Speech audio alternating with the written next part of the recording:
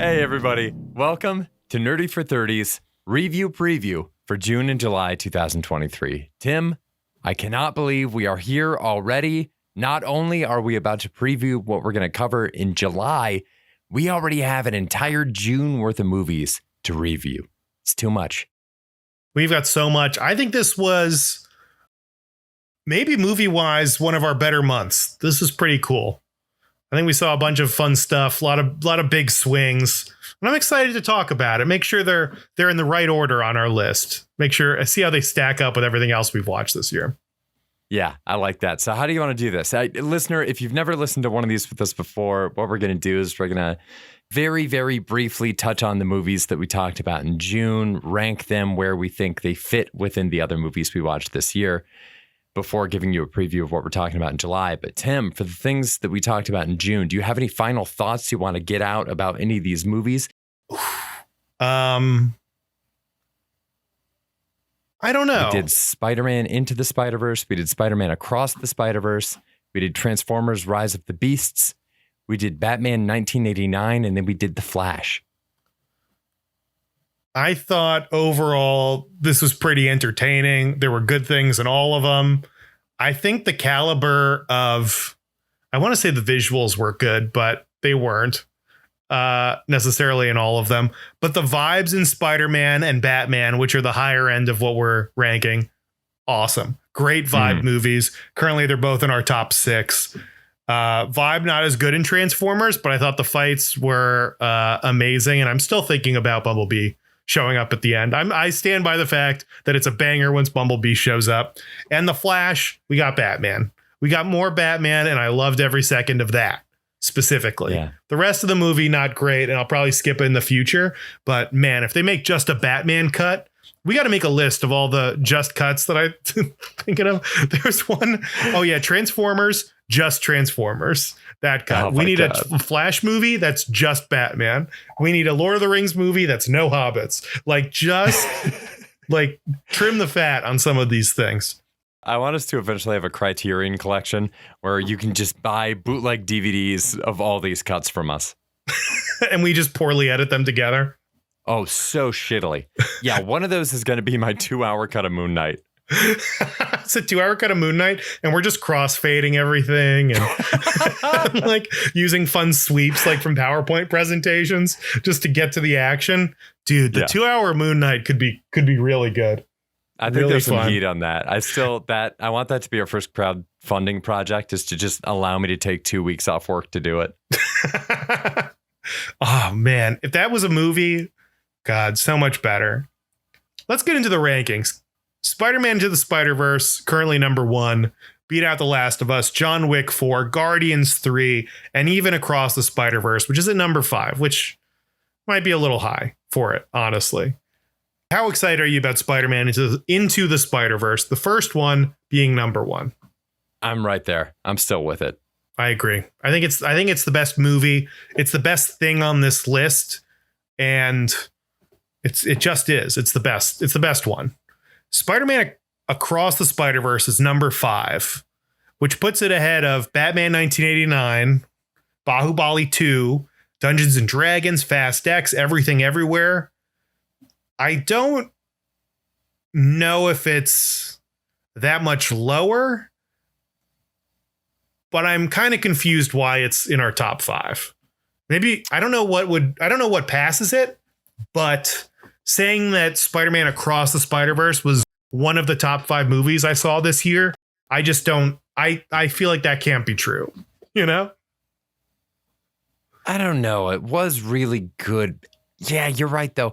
The biggest crime that I'm seeing right now is that we have Guardians 3 ranked as number 4 on our list. That is way too high. That's coming from me. I love that movie. I'm very biased. I will take complete credit for that. Guardians 3 being as high as it is definitely my doing. I definitely liked it better than Across the Spider-Verse.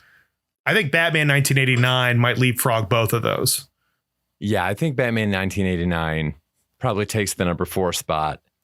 Yeah, I'm okay with that. I would put both Guardians 3 and Spider-Man Across the Spider-Verse after Baahubali 2. Wait, give me a recap again.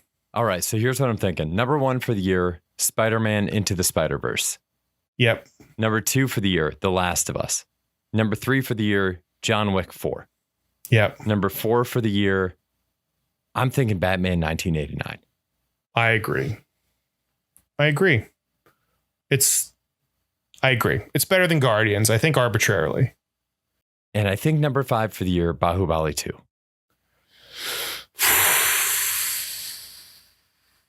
At least give me Baahubali 2 over Across the Spider-Verse. It's definitely over Across the Spider-Verse. No doubt in my mind. It's definitely above it. I think D&D is where we start to see that gap. So right now, our top 7, Spider-Man Into the Spider-Verse, The Last of Us, John Wick 4, Batman 1989, Guardians 3, Baahubali 2, Spider-Man Across the Universe. I feel better about both of those. Yeah, I feel better about that for sure. I still, I think it's going to be a sticking point, but I have faith that something in the rest of this year is going to knock Guardians 3 out of that number 5 spot. That's my goal. I need some movie this year to get Guardians 3 out of that top 5.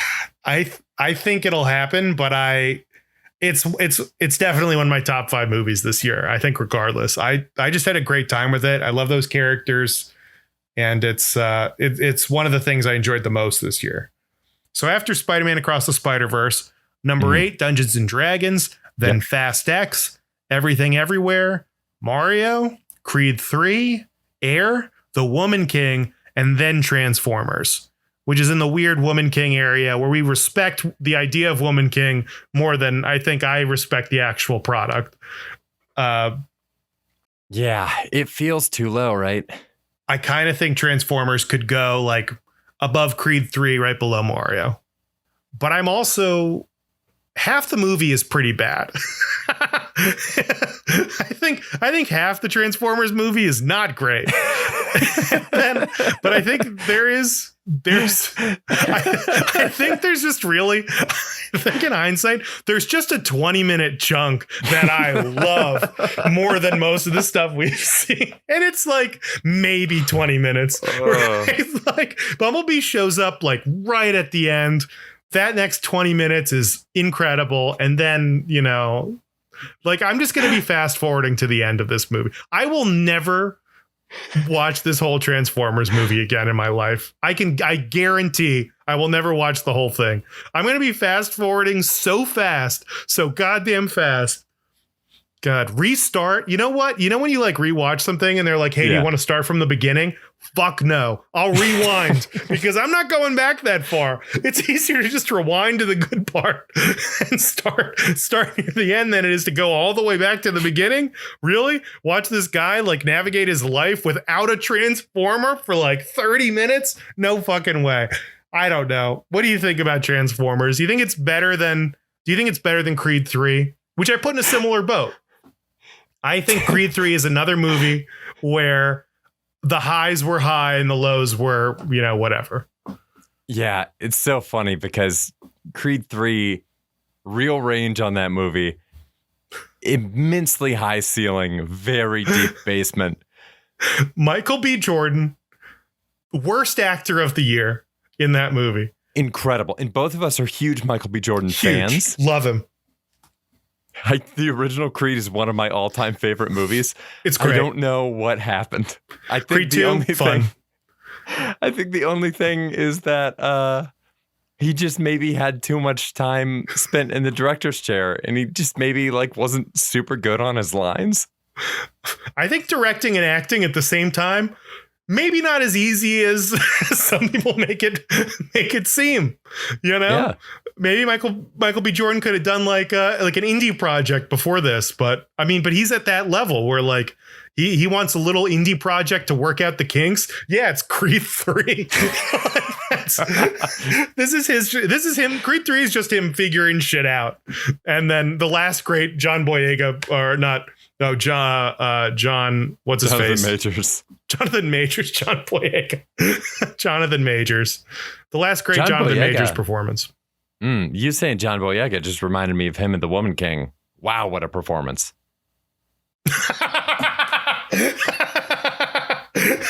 That was great. Solidly earns the Woman King its spot.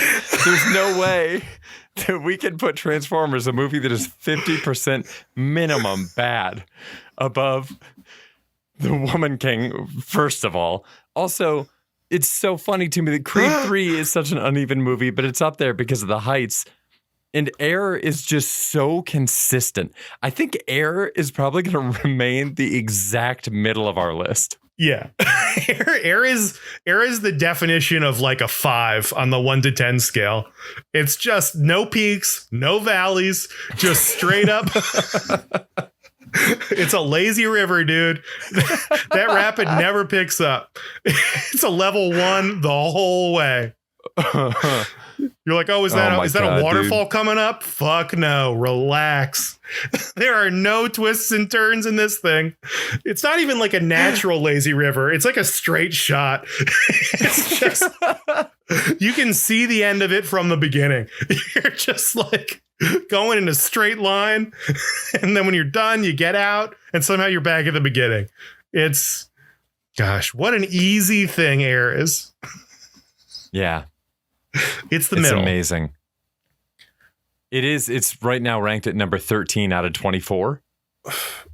It is the middle. It's kind of the barometer of like, yeah, everything else is just not as good. And I don't think, if we're looking at it that way, maybe we move Creed 3 below Air, because Transformers should be higher than Creed 3, I think. You think? No, I said that and I don't believe that. I don't know. The last 20 minutes of Transformers. Jesus Christ, dude. Transformers is going to sweep at the Rennies. Our year-end award show this year is going to be big appearances from Rise of the Beasts. Bumblebee's winning every award. I mean, I think Transformers is better than Creed 3. There, I said it. I disagree, but I'm willing to use your heat to put it above The Woman King. I would move to Air to number 12 just to keep it at the actual middle of the list. Yeah. Then go Air at 12, Creed 3 at 13, Transformers at 14, and Woman King at 15. Okay. This is kind of working out. You talking about Transformers being half bad. Transformers Rise of the Beast might be the perfect movie for the two of us because we like the exact opposite parts of this movie, with the exception of Bumblebee. We both absolutely love Bumblebee, and the rest of it's like, hey, pal, you and me should split a movie sometime. I'll take the parts you don't want, and you'll take the parts I don't want. Is that true? Yeah, I love the Anthony Ramos stuff. You're right. You're right. We'd be a perfect perfect couple, you know? Yeah. I hate pickles. You love pickles. It's probably the opposite because I love pickles. How do you feel about pickles? I like pickles. I think they're good. Okay, so it wouldn't work out, but it would in this specific instance for Transformers. We could split a movie. Well, the opposite of loving something isn't hating it. It's just being indifferent toward it. So maybe we do have that going with pickles. I do feel Transformers is strong in the indifference for 80% of it. Mm-hmm. So we've got Across the Spider-Verse, Dungeons and Dragons, Fast X, Everything Everywhere, Mario, Air, Creed 3, Transformers, The Woman King. Now it gets fun. Jury Duty, Cocaine Bear, Baahubali, Megan, The Flash, Evil Dead Rising, Avatar: The Way of Water, Ant-Man 3, Knock on the Cabin. I could be talked into swapping Knock on the Cabin and Ant-Man 3. The more I think about Ant-Man 3, the more I hate it. I just think about Corey Stoll's fucking face, his goddamn stretched out face. Corey Stoll's face is somehow still the worst CGI I've ever seen after seeing The Flash. I talked a lot of shit on The Flash CGI last week, and then I thought about Corey Stoll's face one more time, and again, it just makes me want to barf. If I agree, it could be. I think the fact that it's a Marvel movie, I will just end up watching it again at some point. Like it's just the fact that it's a Marvel thing and in the same universe. And we do get Paul Rudd doing some Paul Rudd stuff occasionally. We get Kang, who's pretty good in it, even though he gets his ass kicked by ants. And that's pretty much it. That's pretty much all you get out of that movie. But Knock on the Cabin, I'll never think about Knock on the Cabin again. Yeah. Yeah. The thought hasn't even crossed my mind about Knock on the Cabin. Not once until we review this list. And then I think about it for this long and then I forget. It's already slipping out of my mind. I don't think about Knock on the Cabin. It was a bummer. Now that I'm thinking about it, man, that fucking sucked. And you're like, there's going to be a twist. There's going to be a twist. No twist. If you haven't seen Knock on the Cabin, don't bother. Or you know what? Watch the first 10 minutes, then just stop and like you get it. Whatever you think the ending's going to be, that's the ending. There's nothing else happening. It's fine, you know? Ant-Man 3, I don't know. You get Michelle Pfeiffer, that white gold. You do. You get, what's his face? The old guy who's like unhinged the whole time. Yep. Pretty fun. Pretty fun. It's more charm. I had more fun watching Ant-Man 3 than Knock on the Cabin for sure. Yeah. Yeah, you're right. Keep it where it is. I am cooling on great. Avatar, The Way of the Water, but we're just nitpicking the bottom of the list. And finally. I saw it's on like HBO net. Now it's like streaming and I'm like, I don't want to watch it all again. Don't make me like sit through this whole thing. I need a day. And it's like, who has a day? Who has a day? You just got to get like herbed up, sit in the comfiest chair and just close all the blinds, put it on the biggest TV you got and just, you know, wake up tomorrow and go about your business. That's how you need to view Avatar. And who has the time? Yeah. You know, Avatar, The Way of Water. I think, have you ever seen that thing where people will do screenings of the movie Jaws in a swimming pool? I would love to do there that. In an inner tube. I think it'd be a ton of fun. I think the ideal way to watch Avatar, The Way of Water is in your bathtub with a TV propped up at the end of it. That way, you know, if you're not careful, at any moment, your TV could fall into the bathtub and you wouldn't have to watch the entire thing.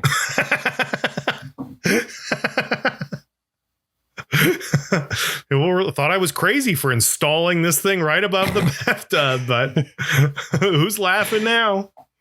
Somebody watching a better movie, probably. Yeah, I honestly, right now, I'll tell you, my dream, like what I define success as, like if everything goes incredibly well, just, you know, everything works out in my favor in a way that it's so far not projected to. Sure. I have a TV I can see from the pool. That's the dream.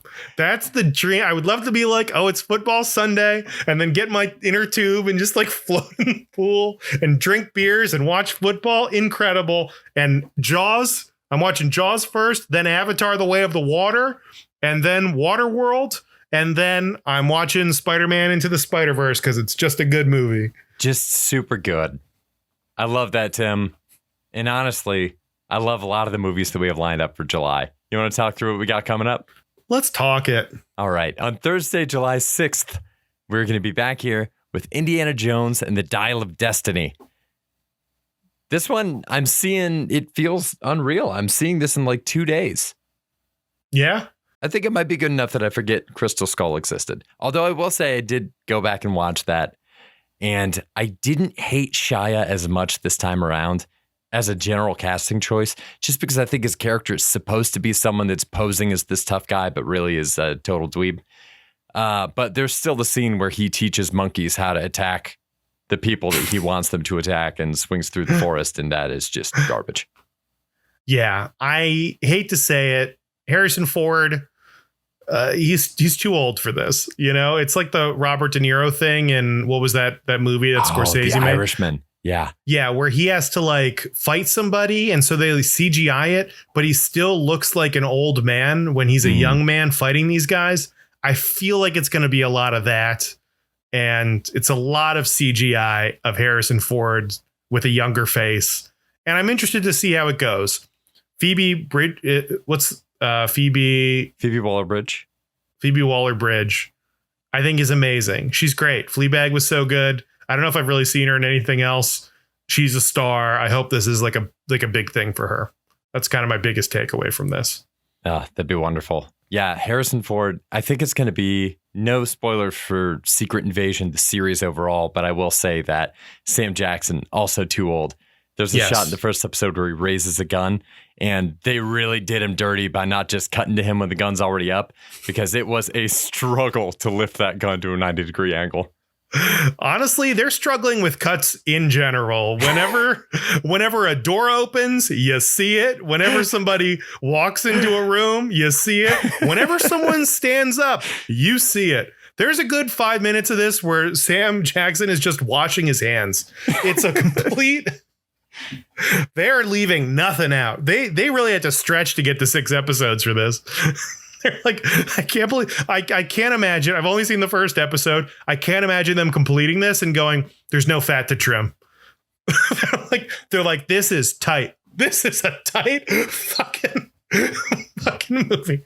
They're like, it can be however long you want. And they're like, cool. We are taking that literally. We will put way less effort into it. And who knows? Fuck them. They're messing with the writer's strike, doing AI stuff. We'll talk about it later. Best. Coming up next is maybe Marvel's best. We're going to talk about Spider-Man 2. This is a quintessential summer blockbuster for me. I remember the summer this came out very well. I had the novelization of the movie. I, of course, had the soundtrack, one of the greatest movie soundtracks of all time. And I'm so excited to revisit this movie. I did watch it before No Way Home came out, but I don't think I can ever watch Spider-Man 2 too many times. It's been a minute for me. I remember liking it a lot. It seems to be generally considered better than the first one. And I don't know if I ever felt that strongly, to be honest. I think I really liked the first one a lot. And I don't remember the second one doing anything to like one up that for me, but not in a bad way. I really liked the first one. I thought the first one was so cool and so awesome. And at the time, I'd see nothing like it. And Spider-Man 2 was good, and I don't think it passed it for me. Maybe I'm wrong. Maybe I need to rewatch it. And there's a bigger difference than I thought. Interesting. Yeah, I'm very interested to hear where you go with that. It so far surpassed the first one for me. But again, maybe coming back to it, maybe it won't hold that same luster. Okay, I'll rewatch Another both. one I'm very excited for, having never seen a Mission Impossible movie, is on Thursday, July 20th, we're going to be covering Mission Impossible Dead Reckoning Part 1. I am doing the same thing I did for the Fast franchise and watching all of them between now and then. Tim, have you been keeping up with the Mission Impossibles as they've come out? No, I for whatever reason, I don't have that big of an attachment to Mission Impossible, but over time I have watched all of them, and the last few, at least, they're all good. I don't know why I don't have. I think it's because I didn't see them. I saw them as an adult as opposed to like when they first came out. Yeah. I don't know why this isn't like my favorite series. Genuinely, all these movies are incredible. The last few kick ass. Tom Cruise is a star. The stunts are awesome. I don't know why this isn't like in my regular rotation. But this movie's going to be amazing. It's going to be great. It's going to be so cool. I'm pumped for it. I fully believe. I think it's going to be incredible. I mean, all I want, I'm going to be chasing the high of Top Gun Maverick for the rest of my life, I think. Yeah. That's maybe one of the only times that I've walked out of a movie and known like, oh yeah, that's going to be an all-timer.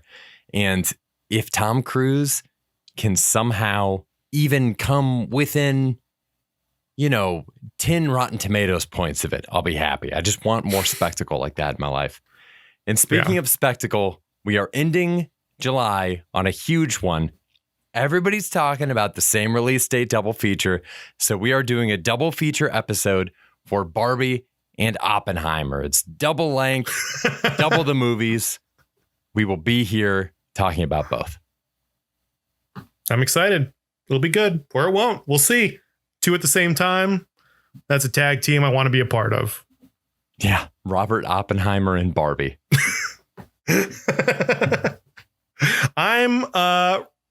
I'm ready to be impressed by both of them, to be honest.